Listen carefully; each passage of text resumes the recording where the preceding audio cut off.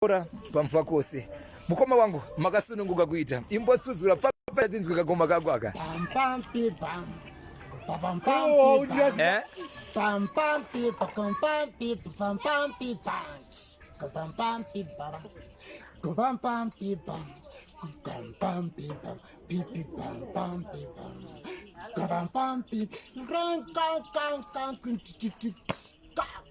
hallelujah, many men of God.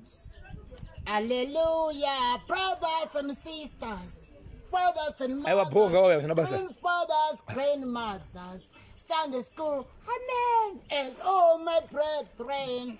Hallelujah, amen, men of God, amen, hallelujah, brothers and sisters, fathers and mothers, grandfathers, grandmothers, Sunday school, amen, and all my brethren. Yes, the holy way, yes, the way, yes, the holy way, yes, the holy way, yes, the holy way, yes, the way, and the only holy way to the holy home. Jesus Christ is the only holy way.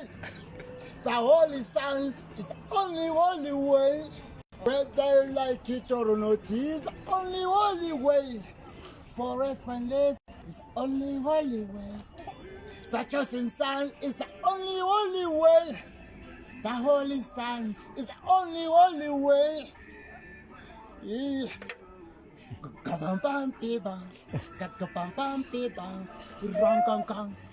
So let me praise him, the Lord. So akakangoma aka apa ndiri kutaurana nemukoma wangu na mukoma zisorashe mujeka vari kupi ndikupi kunoku tiri pamfakose asonogara kebzi saka imimi kangoma aka makakatanga sei ende kanorevei aka kanoreva kuti andina pamanenge uchiti